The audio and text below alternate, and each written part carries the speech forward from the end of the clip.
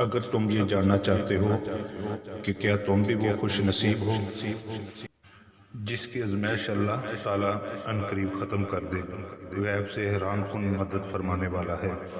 بے شک اور تمہاری زندگی کی تمام تر رکاوٹیں ہٹا کر ان خوشیاں تمہارا مقدر کرنے والا ہے۔ تو سنو، اس مہربان رب نے زمین و آسمان کو ایک حق کے ساتھ پیدا کیا، اور وہ اپنی مخلوق کے حالات و ضروریات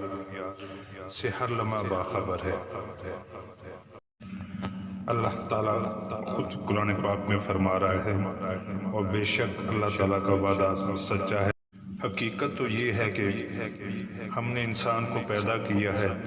اور اس کے دل میں جو خیالات بھی گزرتے ہیں ہم ان سے خوب واقف ہیں، اور اسی کی نشانیوں میں سے ہے کہ وہ تم کو خوف اور امید دلانے کے لیے بجلی دکھاتا ہے اور آسمان سے بارش برساتا ہے، پھر زمین کو اس کے مر جانے کے بعد زندہ و شاداب کر دیتا ہے۔ عقل والوں کے لیے ان باتوں میں بہت سی نشانیاں ہیں۔ اگر تمہاری زندگی میں کوئی تکلیف یا جو برائیاں تمہارے ساتھ ہو رہی ہیں اور کسی طور پر تمہاری آزمائش ختم نہیں ہو رہی، انہیں ضرور جان لو۔ ایک طرف تمہاری مجبوریاں اور زمانے کی سختیاں، تو دوسری طرف منزل کا واضح شعور کا نام ہونا ہے۔ تمہاری راہوں میں کئی طرح کی مشکلات کھڑی کر دیتا ہے، تو جان رکھو جس طرح کشتی ساحل پر محفوظ تو رہتی ہے، مگر اس کی تعمیر کا یہ مقصد نہیں ہوتا۔ بالکل اسی طرح تم اپنے مقصد کو بھول کر اپنا راستہ ہی گم کر لیتے ہو، جس کی وجہ سے تمہاری زندگی کی کشتی بھی مہندار میں پھنس کر رہ جاتی ہے۔ اللہ تعالیٰ خود قرآن میں تمہیں اس کا جواب دے رہا ہے۔ کیا تم نے نہیں دیکھا کہ کشتیاں سمندر میں اللہ کی مہربانی سے ہی چلتی ہیں، تاکہ تمہیں اپنی نشانیاں دکھائے؟ یقیناً اس میں ہر اس شخص کے لیے بہت سی نشانیاں ہیں جو صبر کا پکا اور اعلیٰ درجے کا شکر گزار ہے۔ اور اگر آج تمہارے کام لاکھوں تدبیروں کے بعد بھی ناممکن ہو رہے ہیں، تو یاد کرو وہ واقعہ جب عزیز مصر کی بیوی زلیخا یوسف علیہ السلام کو قید خانہ بھجوا کر اپنے نزدیک تو ان سے انتقام لے رہی تھی، مگر پھر وقت واقعہ خود اس نے یوسف علیہ السلام کے لیے تخت سلطنت پر بھیجنے کا راستہ صاف کیا تھا۔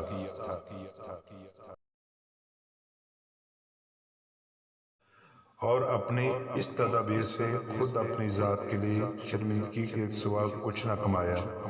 یاد رکھو، اللہ جسے گرانا چاہتا ہے اسے کوئی سنبھال نہیں سکتی، اور دنیا جسے گرانا چاہے اللہ اسے اٹھانے کی صورتیں نکال کر بلند مقام پر فائز کر دیتا ہے۔ یاد رکھو، نہ تو تم خدائی مشینوں سے لڑنے میں کامیاب ہو سکتے ہو، نہ ہی کسی کی زور آزمائی تمہیں ناکام بنا سکتی ہے۔ اللہ تعالیٰ خود قرآن پاک میں فرماتا ہے، اس کی خدائی میں کوئی اپنا زور، اور اگر اللہ مومن کو نعمت دے تو وہ شکر ادا کر کے رب سے اجر پا لیتا ہے، اور اگر اللہ مومن پر آزمائشیں ڈالے تو وہ صبر کر کے اللہ سے اجر پا لیتا ہے۔ مومن کا ہر معاملہ ہی خیر کا ہے۔ تمہیں جو بھی خبر پہنچتی ہے وہ تمہارے رب کے فضل سے پہنچتی ہے۔ اگر کوئی آزمائش آ جاتی ہے تو وہ اللہ کی حکمت کے تقاضوں کے تحت آتی ہے۔ لہٰذا جب بھی تجھ پر کوئی مصیبت واقع ہو جائے تو ہرگز بے صبری کا مظاہرہ کر کے اپنی ہمت کو بے جا کمزور مت کرنا، کیونکہ اللہ نے کوئی رات ایسی نہیں بنائی جس کا سحر نہ ہو۔ جب اللہ تمہاری آزمائش ختم کرنے لگتا ہے تو وہ تمہیں کچھ حیرت انگیز نشانیاں ظاہر کرتا ہے، جس میں ایک نشانی تو یہ بھی ہے کہ وہ تمہارا دل یکسو کر کے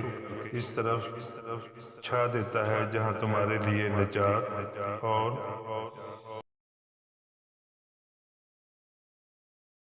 اور اس کی راہ کو اختیار کرنے کے بعد کسی دوسرے راستے کی طرف التفات بھی نہیں ہونے دیتا، کیونکہ جب وہ تمہاری سوچ، تمہاری پسند اور ناپسند اس کے افطار اور بلند معیار کے مطابق ہو جاتی ہے جو اللہ نے تمہاری فطرت کے مطابق بنائی ہے، تو تمہاری مستقل زندگی میں سکون بھر جاتا ہے۔ اللہ تعالیٰ خود قرآن پاک میں فرماتا ہے، پس اے نبی صلی اللہ علیہ وآلہ وسلم اور نبی کے پیروی کرنے والوں،